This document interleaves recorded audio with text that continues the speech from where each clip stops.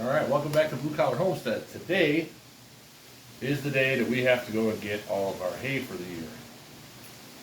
So with things going on and everything getting pretty expensive, now is probably the time to get your hay, because if you wait till the end of summer, they're predicting diesel prices could be upwards of $10 a gallon, which means those bales of hay you're getting, the price is going to double by then.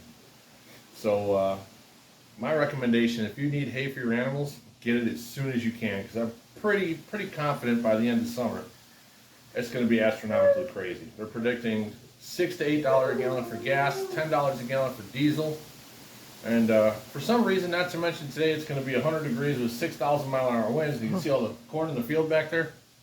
I'm pretty convinced if that corn was a little bit taller on a day like today, it would just burst into a mountain of popcorn.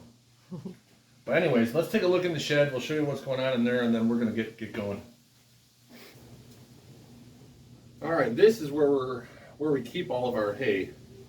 Now I'm about to go pick up 30 bales of square bales of alfalfa. That's really about all I can fit in here. Now that's not enough to last me the whole year, but I got one bale left right here from last year. That's all I got left. And that didn't quite last a year. So what I think I'm gonna do is I'm gonna buy my 30, put them in here, and then, you know, a month or so from now, after they use a few bales, I might top it off. It'll probably cost me a little more money, but I don't have anywhere to store more than 30 bales. So it is what it is. I want to tear this crusty shed down and build a bigger one, but lumber prices still haven't come back down to earth, so this is what we have to deal with for now. So let's jump in the truck and get moving. So we are on the way to go get the hay. Now, a couple different things. I mean, you heard me talk about gas and diesel and everything going absolutely bonkers this summer. And, you know, by the end of summer, I mean, around here in West Tennessee, they cut hay 3 to 4 times. You know, so the later cuts, they're going to pay more for diesel, so the price will probably go up.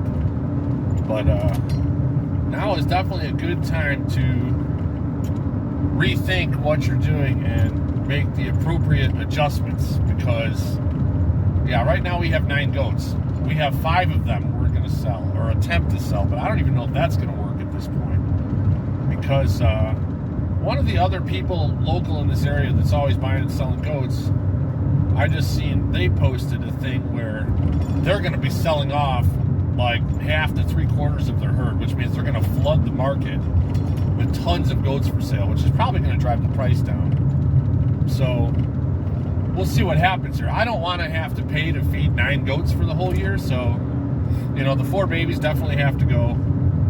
One of our bucks we're thinking of getting rid of, because we don't really need 2 bucks.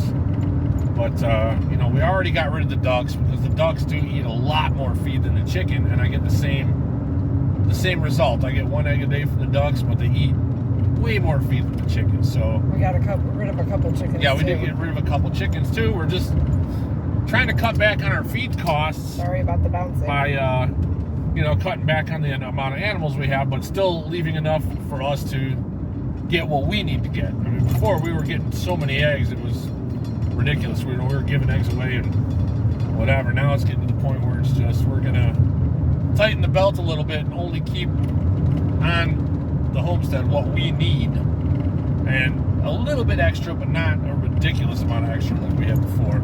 So that's what's going on with that. Now another thing is, I'm driving right now, I can't really point it out to you, but you keep hearing everything on the news about, you know, food shortages and this shortage and that shortage and all this other stuff.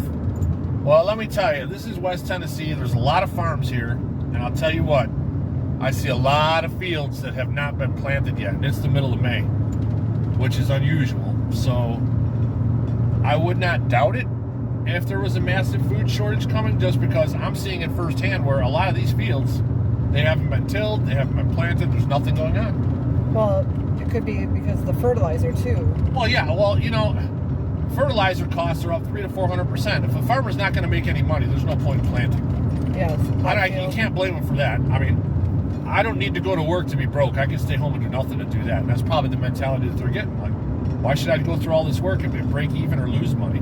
Nobody's going to do that. So I don't blame them. You know, but it's just an observation that we're seeing a lot of fields have not been planted. So, I don't know, what would you say, Trent? Maybe 50%? Yeah. Of the fields around here? I would say a good 40%. A good 40? Somewhere around 40%, maybe a little more, maybe a little less, but a lot more than usual have not been planted. Like I said, it's the middle of May. What's today's date, the 19th? Yeah. No, the 20th. It's the 20th. Usually everything in May, by May 20th, is in the ground and already popping up. Yeah. So, but like I said, we're driving around and we're seeing a lot of fields that haven't been touched. And we're not the only ones noticing that. Yeah, so I don't know what the deal is with that, but with all the hype going on with all these different food shortages and gas prices getting crazy and everything else, I wouldn't doubt it if something's up. So tell us what you see where you're at. Are you seeing the same thing that we are? You know, let us know in the comments. Yeah, that's a great idea. I mean, we're in the middle of the country. I mean, I don't know what they're seeing down in like Texas or what you're seeing up in Wisconsin or whatever. You know, Wisconsin's a little bit early, but they're probably getting ready to plant soon. But we're not seeing a whole lot of action here as far as the fields go. A lot of them are not been touched, so some of them are, some of them aren't. But I guess the only thing we can do is sit back and watch it unfold and see what happens. But at the same time, we'll have to do a garden update video. Our tomato plants are doing killer. They're doing really good. Our pepper plants are doing good. There's a couple things that didn't pop the way we thought they would. We might have to replant, but we're not too late to be doing that. So in a quarter mile, turn right onto Millsfield Highway. Yeah, I got the GPS going. I bought hay from this guy a couple times, but I forget where he was. It's good hay. Yeah, it's good. It's good alfalfa hay. Yeah, that's one field that hasn't been touched.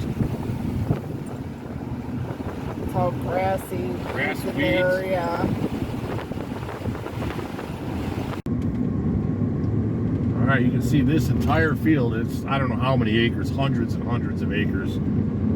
Is not plowed. It's not planted. It's not anything. There's weeds growing in it. Just hasn't been touched since last year. And this isn't the only one like it. There's quite a few we're seeing that look just like that. So who knows what's going to happen?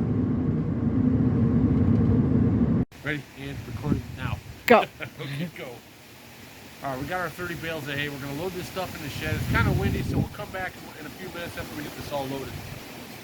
All right, so we're back. We got all this loaded up. Now I got 31 bales of alfalfa hay left. I got one left from, I bought last year and then all the new ones. But this is pretty much it. Over the summer, we'll probably go through, I don't know, 6 or 8 bales. In the summertime, the goats don't eat a whole lot.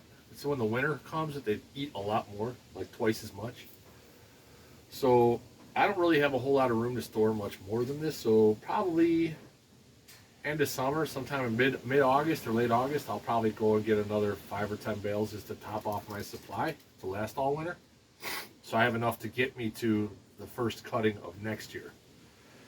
So with that being said, now is probably definitely the time to get your house in order and really pay attention to what you're doing. As far as all your livestock goes and feed costs and everything else, making sure that you keep enough for yourself. Don't cut yourself short, but don't have an overabundance where you have nothing to do with it. It's just laying around, like we did with the eggs. We're getting a dozen eggs a day. That's way too many. That's more than I could possibly ever use or eat. So now we're getting 6 or 8 a day. So we're a little bit less, which is still more than enough. So that's what we're doing. We've made a few cutbacks here and there on livestock. Our goats are we got 2 up for sale right now. If they don't go anywhere, I don't know what we're going to do with them. But having 9 goats here, number one, I don't have room to have 9 adult goats where we live. And you got the feed cost again associated with all these extra goats to feed. So we have 2 of them up for sale. If they don't go anywhere, we're going to have to figure something else out. I'm going to have to try a sale barn or an auction or a YouTube giveaway. I have no idea. But like, subscribe, and share, and we'll catch you guys on the next video.